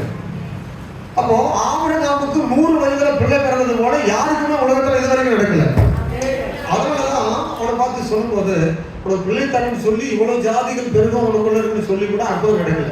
அப்ப அற்புதம் நடக்காத போது அங்க அந்த அடுத்த வசனத்தை சொல்லப்படுது. அடுத்த வசனத்துல உன் சந்ததி இவ்வளவா இருக்கும் என்று சொல்லப்பட்டபடியே தான் அநேக ஜாதிகளுக்கு தகப்பனாவதை நம்புவதற்கு ஏதுவில்லாத இருந்தும், அது என்னது? அத ஒரு வார்த்தை பாருங்க, ஏதுவில்லை. என்ன இல்லை? இங்கதான் விசுவாசம் தேவைப்படுது. எங்கதான் விசுவாசம் தேவைப்படுது? அதனாலதான் கீழே எழுதுறாரு, விசுவாசத்தை பத்தி கீழே எழுதுறாரு. அப்போஸ்தலன் பவுல் வந்து ரோமாபுரி சபையா இருக்கு. கவனிங்க, என்ன அங்க இல்ல சூழ்நிலை என்னது? இப்ப ஏன் கேட்கிறாரு? விசுவாசிகள் கேட்கிறாரு. இது வரைக்கும் நடக்கல. இது வரைக்கும் யாருக்கு அப்படி நடக்கல. இப்போ உங்களுக்கு ஒரு புதிய அற்புதம் நடக்க போகுது. அல்லேலூயா சொல்லுங்க. உங்களுக்கு விசுவாசம் இருந்தா புதிய காரியத்தை ஆண்டவர் செய்வார். ஆனா என்னன்னு குறிப்பா கேட்கணும். என்ன உங்களுக்கு செய்யணும்னு ஆண்டவர்கிட்ட கேட்கணும். அல்லேலூயா. எனக்கு மார்க் வேணுமா, அல்லது வேலைக்கு போகணுமா, அல்லது சுகம் வேணுமா, அல்லது குறிப்பான ஒரு அற்புதம் நடக்கணுமா? இந்த முழங்கால் வலி இதுவரைக்கும் யாருக்கும் சுகமானதாக அற்புதத்தை காண முடியல. ஒரு முழங்கால் வலி எனக்கு சரியாகும், அதையாவது கேட்கணும். சோத்திரம் சொல்லுங்க சத்தமா. எல்லாரும் முழங்கால் வலின்றாங்க. முழங்கால் வலி யாருக்குமே இது வரைக்கும் சுகமானதாக தெரியல. நீங்க இதுவரைக்கும் ஏது இல்லாத ஒரு காரியத்தை கேளுங்க. அம்மா உசிலக்குடியில் இருக்கிறாங்க, ஏஜி சபையில கணவனார் இறந்து போனாங்க. அந்த அம்மா தான் இப்போ ஊழியம் செய்யறாங்க, இருக்கிறாங்க, உயிரோட நினைக்கிறேன். கர்த்தருக்கு ஸ்தோத்திரம். அந்த அம்மாவுக்கு வந்து திடீரென்று ஒரு காய்ச்சல் வந்தது. அவங்க ஆஸ்பத்திரிக்கு அதிகமாக மருந்து எடுக்க மாட்டாங்க. 21 நாள் 30 நாள் உபவாசம் பண்ற ஒரு சகோதரி, கணவனார் இல்லை, அந்த சபையார் தங்கமா வச்சுட்டாங்க அந்த பாசமாவை. அவங்க நல்லா ஜெபிக்கிற ஒரு சபை. 20 நாள் 21 நாள் 40 நாள்லாம் ஜெபம் பண்ணுவாங்க. இந்த அம்மாவை பார்த்தா திடீர்னு 2 காலுமே விளங்கல. ஒரு காய்ச்சல் வந்தது, ஹாஸ்பிட்டலுக்கு போனாங்க. அவங்க ரத்தம் எல்லாம் குறைவா இருக்குன்னு சொன்னாங்க. காலெல்லாம் வீங்கிடுச்சு. கால் ரெண்டுமே திடீர்னு பார்த்தா 2 முழங்காலுமே கீழே வச்சு பாடி நிற்கவே முடியல. வீல் சேரை கொண்டு வந்து வீல் சேர்ல உட்கார வச்சுட்டாங்க. மருத்துவர்கள் என்ன சொல்லிட்டாங்கன்னா, நீங்க நடக்கிறது சாத்தியம் கிடையாது, உங்க நரம்புகள்லாம் பலவீனம் அடைஞ்சிருச்சுன்னு சொல்லிட்டாங்க. அப்போ நாங்க எழுதுறதுல ஓடி சேர்த்துக்கிறோம். இந்த அம்மா இப்படி சுகம் இல்லை, எங்களை பார்க்க வந்தா சர்ச்சைக்கு வருவாங்க. ரொம்ப நேரம் பேசிட்டு இருக்காங்க. பாஸ்டர் நல்ல ஒரு இருக்கீங்க, நல்ல உதவி செய்றீங்க, இந்த கிராமத்தில் இருக்கிறீங்க, மக்கள் தான் ஒத்துழைக்கணும், அதிகமாக நம்ம காரியங்களும் பேசுவாங்க. அப்போ அந்த அம்மாவை நான் பார்க்க ஒரு முறை போயிருந்தேன். அதுக்கு பிறகு ஒரு சுகம் இல்லைன்னு நான் போய் பார்க்க போயிருந்தேன். போகும்போது இவங்க உட்காந்துட்டு அழுதுட்டே சொல்லிட்டே இருக்காங்க, பாஸ்டர் இப்படி சொல்லிட்டாங்க அப்படின்னு. பைபிள் வாசிக்கிறோம், தேவனால் கூடாத காரியம் ஒன்றும் இல்லை. மருத்துவம் சொல்லிட்டாங்க, கலங்காதீங்க, நம்ம ஜெபம் பண்ணுவோம். உங்களுக்கு நிறைய ஜெபிக்கிறவங்க இருக்காங்க, நானும் ஜெபிக்கிறேன். கர்த்தர் ஒரு அற்புதம் செய்றாரா இல்லையா பாருங்க, நீங்க ஒரு நாளைக்கு சொல்லுவீங்கன்னு சொல்லிட்டு நான் ஜெபம். அவங்க மருத்துவர்கள் சொல்லிட்டாங்க, வீல் சேர் தான். எழுதி கூட நின்று ஒரு சாவி கூட எடுக்க முடியல வீல் சேர்ல இருந்து. சார் நான் சாவி கூட எடுக்க முடியல அப்படின்னு சொல்லி அழுகுறாங்க. அவ்வளவு தண்ணிலாம் வருது. சாவி கூட என்னால் எடுக்க முடியல. வீல் சேர்ல தள்ளிட்டு போறேன், எனக்கு எட்ட மாட்டேன், வேற ஆளு தான் கூப்பிட்டு தான் எடுக்க முடியும், சாவி கூட எனக்கு எடுக்க முடியல அப்படின்னு. அப்போ நான் ஜெபம் பண்ணிட்டு வந்துட்டேன். அவங்க சபையால் ஊக்கமா ஜெபம் பண்ணிருக்கிறாங்க, ஊழியக்காரர்களும் நிறைய பேர் ஜெபம் பண்ணிருக்கிறாங்க. ஒரு சில மாதங்கள் கழித்து அவங்களை குறித்து நான் கேள்விப்பட்ட போது, போன் பண்ணி விசாரித்த போது, நான் எழுப்பி நிற்க ஆரம்பிச்சிட்டேன்னு சொன்னாங்க. இன்றைக்கு உயிரோடு இருக்கிறாங்க. நீங்க போய் கேளுங்க. மருத்துவர் கொடுத்த சர்டிபிகேட் எல்லாம் கையில வச்சிருக்காங்க, போய் பாருங்க. ஏதுமே இருக்காது, ஆனா விசுவாசம் நமக்கு இருந்தா போதும், அற்புதம் நடக்கும். உலகத்துல காரியம் நடக்குமான்னு சொல்லி நம்பவே முடியாது. இதுவரைக்கும் யாருக்குமே நடந்தே இருக்காது, ஆனா உங்களுக்கு நடக்கும். விசுவாசிக்கிற எனக்கு நடக்கும். ஏன்னா நம்முடைய தேவன் உயிரோடு இருக்கிறவன். இல்லாதவைகளை வேதம் சொல்றது, இதுவரைக்கும் உலகத்திலே பார்க்கவே முடியாத அற்புதத்தை உங்களுக்கு எனக்கு அவர் செய்ய முடியும். ஏன்னா ஏதுமில்லாத காரியத்தை கூட நமக்கு செய்கிறவர். வசனம் சொல்லுகிறது, அதுக்கு இல்ல ரொம்ப அழகா சொல்லப்படுது, ஏதுமில்லாத இருந்தோம் அதை நம்பிக்கையோடு விசுவாசித்தான். அவன் விசுவாசத்துல எப்படி இருக்கவில்லை, வயதுதான் பலவீனமா இருக்குது. விசுவாசம் பலவீனம் கிடையாது. நல்ல கவனிங்க, வயதுதான் எப்படி இருக்குது, வயசுதான் 100 நாள் பிரச்சனை இல்லை, அவருக்கு விசுவாசம் பலவீனமா இல்லை. அடுத்தது, அவன் ஏறக்குறைய 100 வயதுள்ளவனா இருந்த போதும் தன் சரீரம் செத்து போனதையும் சாராளுடைய கர்ப்பம் செத்து போனதையும் கவனிங்க. இதெல்லாம் மைண்ட்ல வைக்க கூடாது. இதெல்லாம் நீ என்ன செய்யக்கூடாது, சில வழி இருக்குதா, சில பிரச்சனை இருக்குதா, அதை மைண்ட்ல வைக்காது, அது தானாவே சரியாயிடும். சோத்ரம். அது அவன் என்னவே இல்லையா, இது ஒரு பொருட்டாக அவனுக்கு தெரியல, இது ஒரு குறையாக அவன் எண்ணல. என் கல்யாணம் இப்படி இருக்குதா, சாராளுடைய கர்ப்பம் செத்து போச்சு, என்ன பிரச்சனை, சாராளுடைய கர்ப்பம் செத்து போச்சு. அது சொல்றாரு, ஸ்திரீகளுக்குள்ள வழிபாடு நின்று போச்சு. கர்த்தரிடத்திலே சொல்றான், எனக்கு எந்த உணர்வுமே கிடையாது, நத்திங், ஒன்றுமே இல்லை. ஆல்ரெடி என்னுடைய என்ன செய்தது, கர்ப்பம் செத்து போச்சு. நீங்க வந்து அபத்தம் சொல்ல வேண்டாம் அப்படி சிரிக்கிறான். அந்த 18ஆம் அதிகாரத்துல சிரிக்கிறான். அவனு சொல்றாரு, உற்பவ காலத்திடத்துல ஒரு பிள்ளை உனக்கு இருக்கும், நான் மறுபடியும் வந்து சந்திப்பேன். அல்லேலூயா. ஆண்டவரே, நீ அபத்தம் சொல்ல வேண்டாம், என் கர்ப்பம் செத்து போச்சு, ஸ்திரீகளுக்குள்ள வழிபாடெல்லாம் நின்று போச்சு, எனக்கு உணர்வு கிடையாது, எனக்கு எந்த முட்டையும் வராது, கருப்பையில் எந்த முட்டையும் வெடிக்காது. அப்போ எனக்கு ஒரு பிள்ளை எப்படி நீங்கள் உண்டு பண்ண முடியும்? என் கர்ப்பத்தில் அது செத்து போய் கிடக்குது, உயிரற்று, அதுக்குள்ள எப்படி ஒரு பிள்ளை வரும் அப்படின்லாம் சொல்லி ஒரு விளக்கம் சொல்றான். அப்போ அது ஏதுவே இல்லை. என்ன இல்லை? நல்லா கவனிங்க, ஏதுவே இல்லை. எனக்கு வேலையே கிடைக்குமா, என் வாழ்க்கையே முன்னேறுமா, எப்படித்தான் நான் பிழைப்பேன், என் குடும்பம் எப்படித்தான் ரட்சிக்கப்படும், என் பிள்ளைகள் எப்படித்தான் ஆலயத்துக்கு வருவாங்க, என் பிள்ளைகள் எப்படித்தான் காப்பாற்றப்படுவது, என்னுடைய வாழ்க்கையில எப்படித்தான் ஒரு வீட்டை கட்டுவேன், எப்படித்தான் ஒரு இடத்த வாங்க. டோன்ட் வரி, அதெல்லாம் என்னையே பார்க்க கூடாது. சத்தமா சொல்லுங்க. இதே நக்கவேரியில் நான் வாடகை வீட்டில் இருக்கும்போது உங்களுக்கு பிரசங்கம் பண்ணியிருக்கிறேன். எனக்கு இடத்தையும் கத்திரத்தான் கொடுத்தாரு, வீட்டையும் கத்திரத்தான் கொடுத்தாரு. நீங்க வந்து பாருங்க, வீட்டில் ஆண்டுடைய கிருபையினால எனக்கு குறைவில்லாமல் நிம்மதியாக தூங்குறதுக்கு இடத்த கொடுத்துருக்கிறேன். நான் நிறைய ஊழியக்காரக்காய் ஜெபிக்கிறேன், எனக்கு ஒரு சொந்த வீட்டை ஏசல கொடுத்துருக்கிறேன். ஏதுமே இருக்காது, ஆனா விசுவாசம் இருந்தா போதும், கத்தர் செய்வார். நான் வீட்டெல்லாம் எதிர்பார்க்கல, ஜெப வீட்டை தான் எதிர்பார்த்தேன். அதை கூட உங்களுக்கு சொல்லுங்க, எனக்கு வீட்டை எதிர்பார்க்கல, நான் எதிர்பார்த்தது எது? ஜெப வீடு. அவங்க சொன்னாங்க ஜெப வீடு வேண்டாம், உங்களுக்கு வீடு கட்டுங்க. ரொம்ப சந்தோஷம். அல்லேலூயா. அப்போ உங்களுக்கு ஒரு இடம் இல்லை, நான் எங்கே தான் வாழுவேன், வயதான காலத்தில் எந்த வீட்டில் தான் படுக்கையாக கிடக்கும் போது எந்த வீட்டில் இருப்பேன், கவலைப்படாதீங்க, சொந்த வீட்டில் படுக்க வைப்பேன். ஆமாம், சத்தமாய் சொல்லுங்க. ஆமாம், உங்களுக்கு ஒரு இடம் இல்லையா, பிரச்சனையே இல்லை. கர்த்தர் வந்து பூமி முழுவதும் அவருடையது, பூமி முழுவதும் கர்த்தருடையது. அதனால விசுவாசம் கண்டிப்பா ஏதுமில்லாத நிலைமையில இதுவரை இப்படி இந்த உலகத்துல யாருக்கும் நடந்ததே இல்லை என்றாலும் உங்களுக்கு ஒரு புதிய காரியத்தை இயேசு செய்ய முடியும். அவர் செய்கிறவர். விசுவாசிக்கிறவனுக்கு எல்லாம் கூடும். பைபிள்ல இருக்குது, விசுவாசிக்கிறவனுக்கு எல்லாம் கூடும். விசுவாசிக்கிறவனுக்கு எல்லாம் கூடும். ஆமென் சொல்லுங்க. நாங்க ஆரம்ப ஊழியத்தில் வரும்போது உங்களுக்கு பல முறை சொல்லியிருக்கிறோம், எங்க விசுவாசம் என்ன தெரியுமா, யாரும் கொடுத்து எங்களை நடத்துவாங்கன்னு எதிர்பார்க்க மாட்டோம். 2 வயல், நல்ல நெல் விளையிற வயலை விற்று நான் ஊழியத்தில் செலவு பண்ணோம். அப்போ எங்கள் வீட்டில் உள்ளவங்களாம் ஊழியத்துக்கு போனோம், ரட்சிக்கப்பட்டான், பெரிய விசுவாசம்னு சொன்னால் ஆண்டவர்னு சொல்கிறாங்க. இதப்பா நிலத்தில் வித்துட்டு போகிறான், இதுதான் ஊழியமா, இதுதான் அவங்க ஆண்டவர், பெரிய ஆண்டவரா அப்படிலாம் சொல்றதுல என் காதல நான் கேட்டேன்.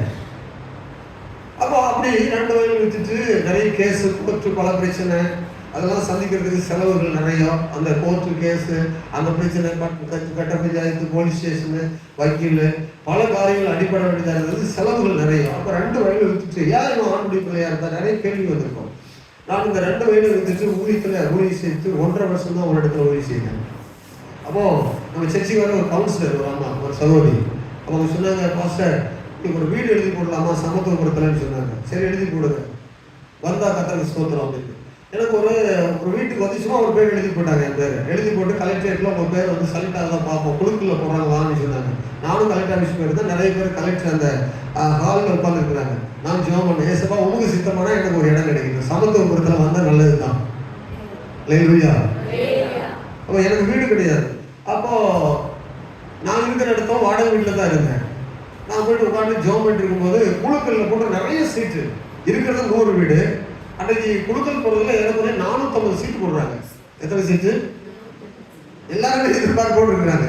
அப்போ அந்த அம்மாவும் கவுன்சிலர் அம்மாவும் வர சொல்லிட்டாங்க. நானும் போய் உள்ள உட்காந்துட்டு இருக்கிறேன். சரி, ஒவ்வொரு பேரும் சீட்டு எடுத்து ஒவ்வொன்றா வாசிக்கிறாங்க. சீட்டு குழுக்கள் போட்டு தான் எடுத்தாங்க. 1999 இது 26 வருஷம் ஆச்சு நினைக்கிறேன். அப்போ 98, 99. அப்போ என் பேரை வந்த உடனே என் பேரை வாசித்தாங்க. அல்லேலூயான்னு சொல்லிட்டாங்க. எத்தனை விஷயம் வந்துட்டாங்க. அப்போ நான் நினைச்சேன், 2 வயல் வித்துட்டு ஊழியம் செய்யற ஆண்டவரே, இப்படியா இழந்து போறதுக்காக ஊழியம் செய்ய வருவோம் அப்படின்னு சொல்லி. இல்லை, எனக்கு அதை பத்தி எண்ணமே கிடையாது. 2 வயல் போனாலும் தெரியாது, 2.5 ஏக்கர் போனாலும் தெரியாது, அதெல்லாம் எனக்கு பிரச்சனையே கிடையாது. இயேசு ஊழியம் செய்யணும். ஆமென். பாருங்க, அந்த 2 வயலை விட பன்மடங்கு ஆசீர்வாதத்தை அந்த ஊர்ல எனக்கு கற்றுக் கொடுத்தாங்க. எங்க வரும், எப்படி வரும், உங்களுக்கு ஈடு கட்டுவாருன்னே தெரியாது. ஆனா ஆண்டவர் உங்களுக்கு செய்வார். விசுவாசிக்கிறீங்களா? ஜெபத்துல அந்த விசுவாசம் இருந்தா போதும், உங்களுக்கு அற்புதம் நடக்கும். எப்படி வரும், எங்கிருந்து வரும், யார் மூலம் வரும், இதை எப்படி ஈடு கட்டுவாரு, அதெல்லாம் இவங்க ஒண்ணுமே தெரியாது. ஆனா ஆண்டவர் செய்வார். அப்ப ஏதும் இல்லாத இருந்த போதும், இதுவரைக்கும் இப்படி நடந்ததே கிடையாது யாருக்கும். இதுவரைக்கும் இப்படி நீ கேட்டு பாருங்க. ஊழியக்காரர்கள் நிறைய பேர் 100 பேர் கூப்பிட்டு கேளுங்க, சமத்துவபுரத்தில் வீடு கிடைச்சான்னு கேளுங்க, அல்லது நீங்க நிலத்தை வித்துட்டு ஊழியம் செய்தீங்க யாராவது இருக்கீங்களான்னு கேளுங்க. அப்படி இருந்து அவங்க சொன்னாங்கன்னா பாருங்க, அவங்களுக்கெல்லாம் நடந்தது நடக்கல, அவங்களை நியாயத்துக்கு வரல. ஆனால் என்னுடைய விசுவாசம் என்னன்னா, ஏதுமே கிடையாது, ஆனா எனக்கு நடக்கும். அதான் விசுவாசம். எனக்கு நடக்கும். கர்த்தருக்கு ஸ்தோத்திரம். அல்லேலூயா. நீங்க விசுவாசிங்க. வீடோ அல்லது உங்களுடைய தனிப்பட்ட வாழ்க்கையில பலவீனமோ அல்லது உங்களுடைய பண தேவையோ பொருளாதாரமோ குடும்பத்தில் ரட்சிப்போ அல்லது குடும்பத்தில் ஒரு பெரிய சமாதானமோ ஒரு வேலை இல்லாத பிரச்சனையோ அல்லது உங்களுக்கு ஏதோ ஒரு பிரச்சனையில மாட்டி இருக்கிறீங்க, அதாவது ரிலீஃப் ஆக முடியல, இந்த வாழ்க்கையில் நான் ஓடிட்டே இருக்கிறேன், எவ்வளோ காலம் இந்த பிரச்சனை அப்படின்னு சொல்லி ஒரு வருத்தமா கலக்கமா தேவையோடு என்ன வெக்கப்பட வேண்டிய சூழ்நிலையா இருக்குது, அந்த ஒரு நான் இப்படி எல்லாருக்கும் சொல்றேன் என் வீட்டில் இப்படி இருக்குது அது ஒரு கலக்கமா நீங்க இருக்கிறவங்களா இருந்தாலும் சரி, ஆண்டவர் இயேசுவை நம்புகிற உங்களை ஒருபோதும் அவர் கைவிடுவதில்லை. ஏனென்றால் நாம் அவரை ஆராதிக்கிறோம், ஏனென்றால் அவருடைய ரத்தத்தால் நம்ம மீட்கப்பட்டிருக்கிறோம். அது மட்டுமல்ல, அவரை நாம் விசுவாசிக்கிறோம். ஆமா, விசுவாசத்தினால செங்கடலை கடந்தார்கள், யோர்தானை பிரித்தார்கள், எரிகோவை இடித்தார்கள், பலவீனத்தில் பலம் கொண்டார்கள், சிங்கங்களின் வாய்களை அடைத்தார்கள், ஆமென், மரித்தோரை உயிரோடு கூட எழுப்ப பெற்றார்கள், அக்கினியுடைய உக்கிரகத்தில் நடந்து காட்டினார்கள். அப்ப தேவன் ஜீவனுள்ளவராக இருக்கிறாங்க விசுவாசத்தினால இவர்களெல்லாம் செய்து காட்டினார்கள். அந்த தேவனை விசுவாசிக்கிற நீங்க அக்கினியில நடந்தாலும் வெந்து போகவே மாட்டீங்க. ஆமா, நீங்க இருக்கிற இடத்துல தண்ணீர்கள் புரண்டு வந்தாலும் நீங்க அடித்து போகவே மாட்டீங்க. வேதம் சொல்லுகிறது எனக்கு நடந்தே தெரியும். காரணம் என்ன? எனக்கு விசுவாசம் இருக்குது. நெஞ்சை தட்டி நல்லா தைரியமா சொல்லணும். சத்தமா சொல்லுங்க பாப்போம். எங்க பாஸ் சொல்லுவாரு, எனக்கு கேன்சர் வந்துச்சு, நான் உயிரோடு கூட இருக்கிறேன். டாக்டர் செத்து போவீங்க பேசக்கூடாதுன்னு சொன்னாரு, நான் சத்தமா பேசுறேன், உயிரோடு கூட இருக்கிறேன். அல்லேலூயா சொல்லுவோம். ஆண்டவர் உங்களுக்கு அதை செய்வார். ஆமென். நீங்க அவர் வீட்டுக்கும் வர மாட்டோம், அவர் கூட பேசவும் மாட்டோம், அவர் பேசினா கேட்கவும் மாட்டோம், அல்லது அவர் வசனத்தை சொல்லும்போது விசுவாசிக்கவும் மாட்டோம். அப்படின்னா நான் உங்களுக்கு நான் ஒண்ணு சொல்றதுக்கு என்னிடத்துல இல்லை, மீதி எல்லாம் இயேசு தான் உங்களுக்கு சொல்லுவார். அல்லேலூயா. சரி, நான்காவது, உங்களுக்கு அற்புதம் நடக்குதுன்னா அவரிடத்துல வாருங்க. ரெண்டாவது, அவரை கூப்பிடுங்க. அவர் பேசும்போது நீங்க மாறுத்தரமா பேசுங்க, விசுவாசத்தை காண்பீங்க. விசுவாசத்தை என்ன செய்யுங்க? சரி, விசுவாசம் எப்படி வரும்? உங்களுக்கு ஒரு கேள்வி. எனக்கு விசுவாசமே வர மாட்டேது, நான் சோர்ந்து போயிருக்கேன். எனக்கு விசுவாசத்துல வளரணும்னு நினைக்கிறேன், வளரவே முடியல. என் வாழ்க்கையில் அதுதான் பிரச்சனையா இருந்துச்சு. நல்ல நான் ரட்சிக்கப்பட்டு வந்த பிறகு ஊழியத்துக்கு அழைப்பு இருக்குது, ஊழியக்காரர் ஊழியம் செய்யணும்னு சொல்றாரு, எனக்கு விசுவாசமே வரல. இந்த ஊழியத்தை நான் எப்படி போய் செய்வேன்? எனக்கு என்ன இருக்குது நான் ஊழியம் செய்யறதுக்கு? நான் பல முறை கேள்வி, விசுவாசத்துல வளரவே முடியல. அப்போ ஒரே திகைப்பு. ஒரு காலகட்டத்துல விசுவாசமே வர மாட்டேது. விசுவாசம் வரணும்னா என்ன செய்யணும்? விசுவாசம் இருக்குது உங்ககிட்ட, ஆனா அற்புதத்தை பெறுகிற அளவு விசுவாசம் இல்லை. இந்த விசுவாசம் உங்ககிட்ட பெருகணும்.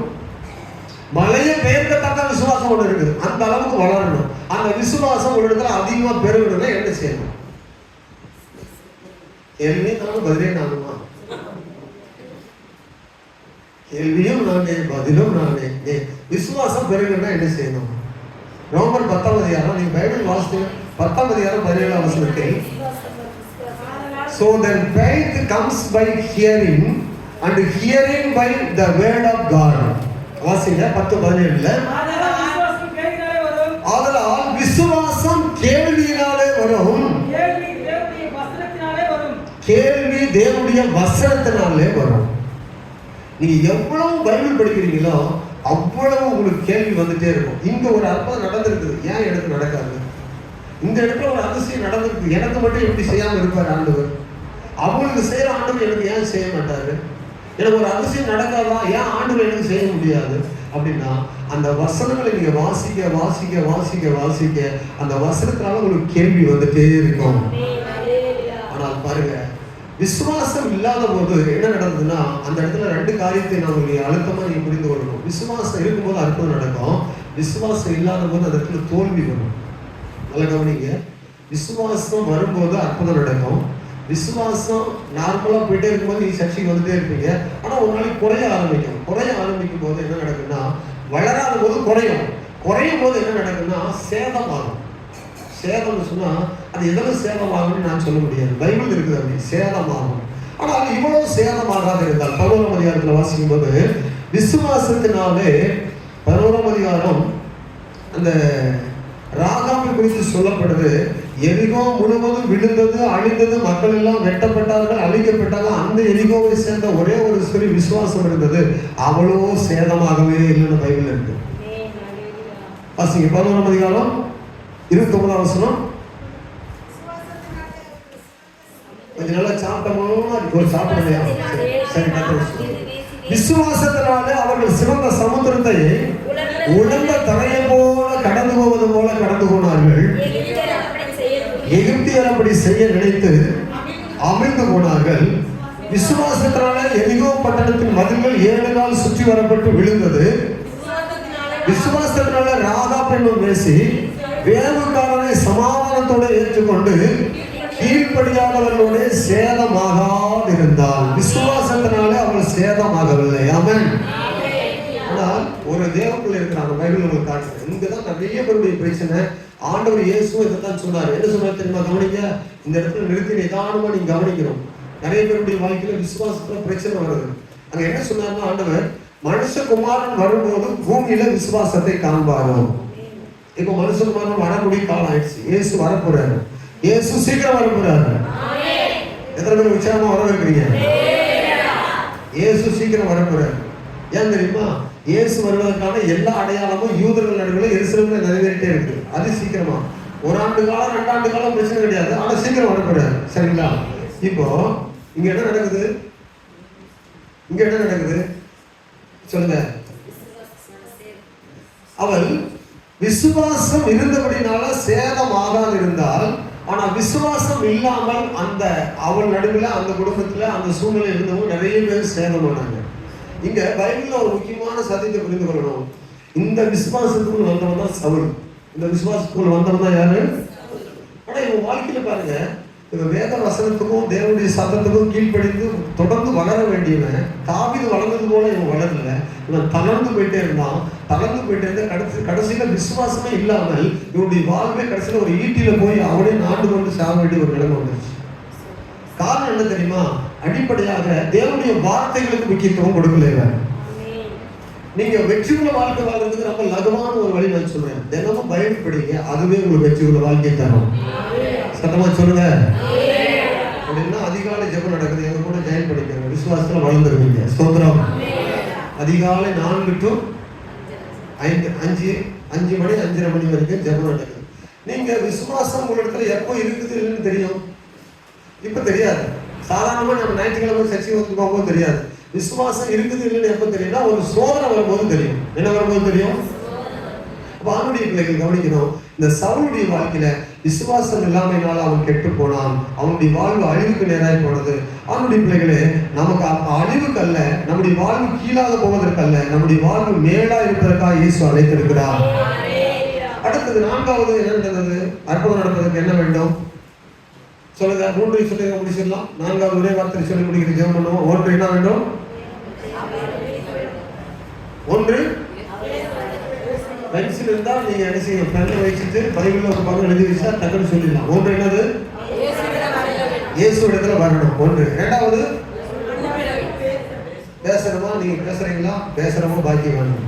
என்னைக்குமே நான் வரேன், பேச மாட்டேன், ஆராதிக்க மாட்டேன், நான் அப்படியே மௌனம் இருக்கணும்.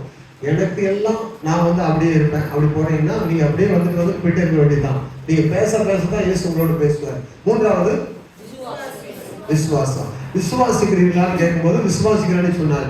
4வது என்னன்னு சொன்னா, அடுத்தது எபிரேயர் 11ஆம் அதிகாரம் 8-9 வசனத்தில் வாசிக்கும் போது விசுவாசத்தினாலே தேவனுக்கு பிரியமாய் இருப்பது.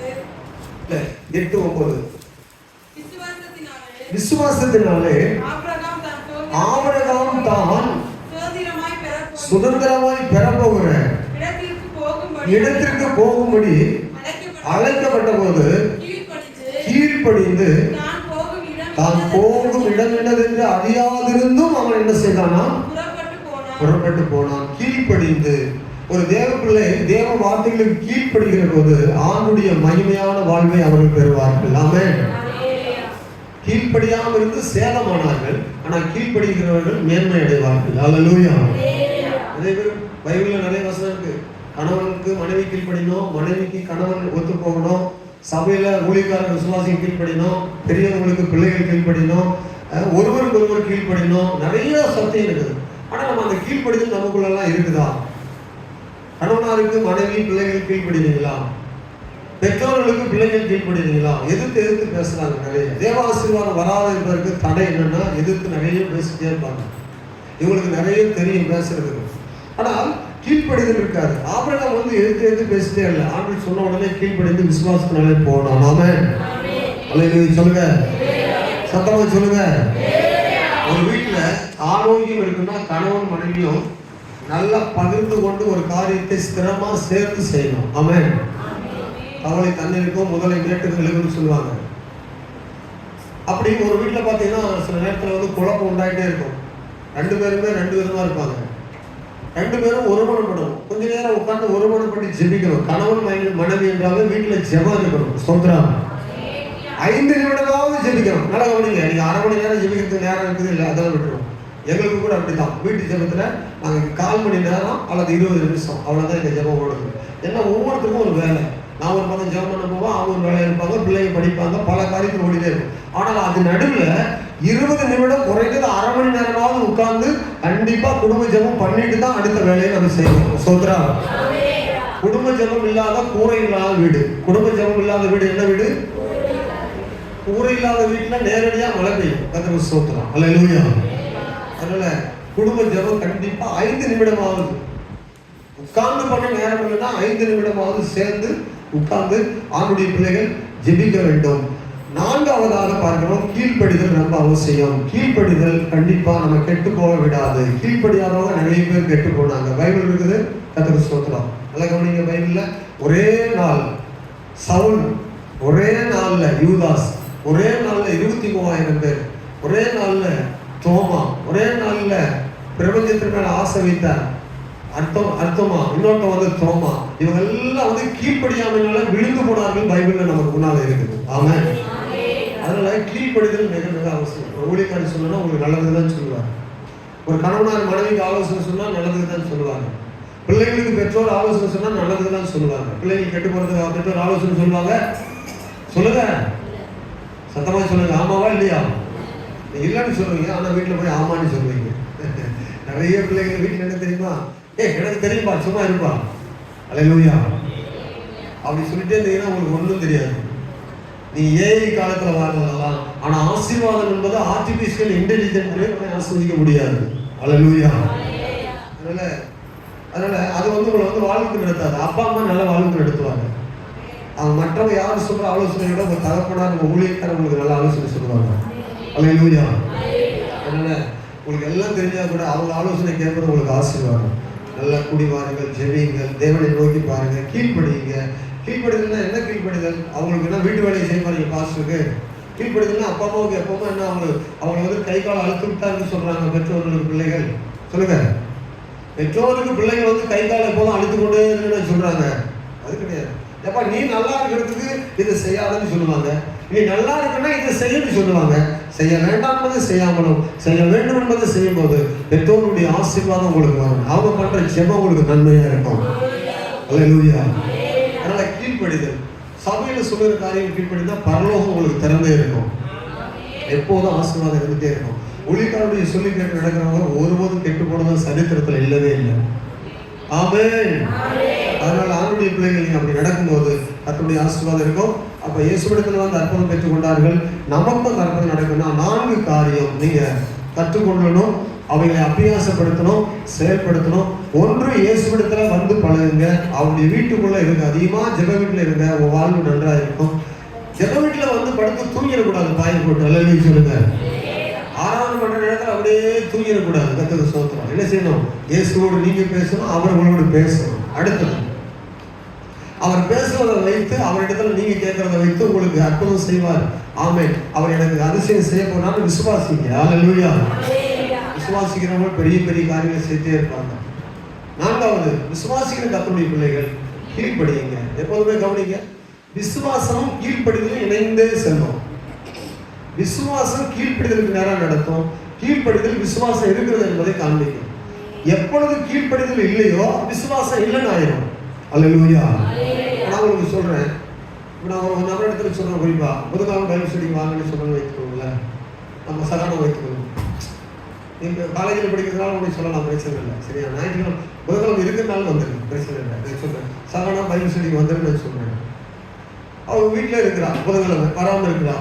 அவனுக்கு கிடைக்க வேண்டிய ஆலோசனை பைபிள் ஸ்டடியில புதுக்கிழமையில கிடைக்க வேண்டிய ஆலோசனை கிடைக்காதனால ஒரு பிரச்சனை வரும்போது அந்த பிரச்சனை எப்படி பேலன்ஸ் பண்ணணும் அவருக்கு தெரியாது.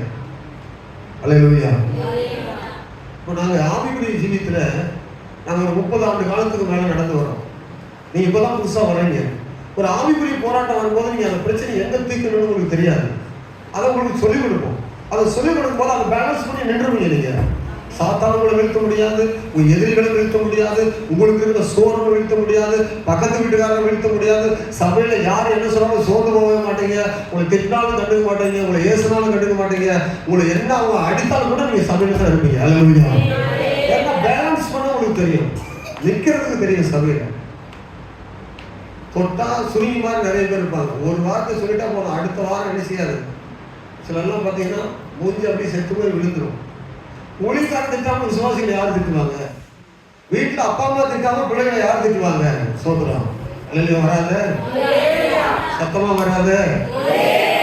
பக்கத்து வீட்டுக்காரன் வந்து உன்னை திட்டுவான், ஆலோசனை அப்பா தான் திட்டுவாரு. அது என்னன்னு தெரியல, எனக்கு இது வருது, கீழ்படிங்கிறது வருது அதிகமா. அமன் சொல்லுங்க. வழியில ரோட்ல போறவங்க வந்து திட்டுவாங்க. ஊழியக்காரன் திட்டாம பக்கத்துல உள்ள பாஸ்டர் வந்து உங்களுக்கு உபதேசம் பண்ணுவாங்க. பாஸ்டர் தான் உங்களுக்கு சொல்லுவாங்க. சோதரம். அதனால ஆண்டுடைய பிள்ளைகள் கேட்கும் போது நடக்கும்போது நீங்க நல்லா இருப்பீங்க. அதை கீழ்படுகிற போது ஆவியானவர் உங்களை அற்புதமா நடத்துவார். அப்பா பேச்சை கேட்கிற பிள்ளைங்க, அப்பா அம்மா பேச்சை கேட்கிற பிள்ளைங்களுக்கு அவங்க வாழ்க்கையில தோல்வியே கிடையாது, ஜெயம் வந்துட்டே இருக்கும். ஏன்னா இயேசு நம்முடைய அப்பா. அவர் சொல்றதை நாங்கள் செய்தா எங்களுக்கு தோல்வியே கிடையாது. தோல்வி மாதிரி தெரிந்தாலும் கூட அதில் கூட டபுளா ஒரு ஆசீர்வாதத்தை வச்சிருக்காரு. சொல்லுகிறது 8ஆம் அதிகாரம் 28ஆம் வசனத்துல பார்க்காமலே நீங்க சொல்லிடும். அன்றியும் அவருடைய தீர்மானத்தின்படி அழைக்கப்பட்டவர்களாய் தேவனிடத்தில் அன்பு கூறுவதற்கு சகலமும் என்ன செய்யறதாம். மனப்படமா சொல்லுங்க. 8:28 சரிங்களா? எந்த 8:28? ரோமர் 8:28. அன்றியும் அவருடைய தீர்மானத்தின்படி அழைக்கப்பட்டவர்களால் தேவனை நீங்கள் நேசிக்கிறது உண்டானால் உங்களுக்கு நடக்கிறது எல்லாமே நன்மைகளாக தான் நடந்துட்டு. ஒருவேளை உங்க பார்வையில தீமையா தெரியுதா? ஒரு நஷ்டம் வந்துருச்சா? கஷ்டத்துல இருக்கிறோம். என்னுடைய கஷ்டம் ஏசப்பாவுக்கு தெரியாதா? நீ சோர்ந்து போக வேண்டியதே கிடையாது. ஒரு நஷ்டத்தை ஏசப்பா லாபமா மாற்ற லேசான காரியம். நீ எவ்வளவு இழக்கிறீங்களோ அத்தனை மடங்கு உங்களுக்கு ஏசப்பா ஆசீர்வாதமா தருவார். ஏசப்பாவுக்கு எதை செய்தாலும் ஒரு கலசம் தண்ணி கொடுத்தா கூட அவர் கடன்காரா இருக்கவே மாட்டார். என்னால அடிச்சு சொல்ல முடியும். ஆண்டவருக்காக ஒரு கலசம் தண்ணி கொடுத்துட்டு நீங்க தண்ணி இல்லையா, நான் இருந்த தண்ணியை கொடுத்துட்டு ஆண்டவர் ஒரு குடத்தை அப்படின்னா அந்த ஒரு குடம் தண்ணிக்கு கூட அவர் வந்து உங்களுக்கு நீதியை செய்யாமல் இருக்கவே மாட்டார். படிக்கணும். இயேசு கிறிஸ்து நம்ம நேசிக்கிறத உண்மைன்னு சொன்னா அவன் நமக்கு அற்புதம் செய்வார். தேவ கிருபை நம்மோடு கூட இருக்கும். அவர் இடத்துல வந்து பழகணும். சும்மா பிரசவம் நீங்க கேட்டு ஒரு முடிவுக்குள்ள, அதாவது என்ன நேரம் போயிடுச்சுன்றதுக்காக அல்ல, ஒரு முடிவுக்குள்ள வந்து இயேசுவிடத்தில் உங்கள் மனதை செலுத்தி எல்லாரும் கொஞ்ச நேரம் அந்த வசனங்களுக்காக ஸ்தோத்திரம் பண்ணுங்க. நாங்களும் இடத்துல வருவோம், நாங்களும் உங்களோடு பேசுவோம். ஆண்டவரே நாங்களும் உங்களை விசுவாசிகளை கற்றுக்காங்க. வேத வசனங்கள்ல வாழ எங்களுக்கு உதவி செய்யும் ஆண்டவரே. கீழ்படிய கிருபையால ஆண்டவரே கேளுங்க இயேசுவா. கீழ்படியாமல் நிறைய நஷ்டமடைந்து கொண்டிருக்கிறோம். கீழ்படியாமல் அநேக காரியங்கள் நடவாமலே இருக்குது ஆண்டவரே. நாங்கள் கீழ்படுகிற கிருபை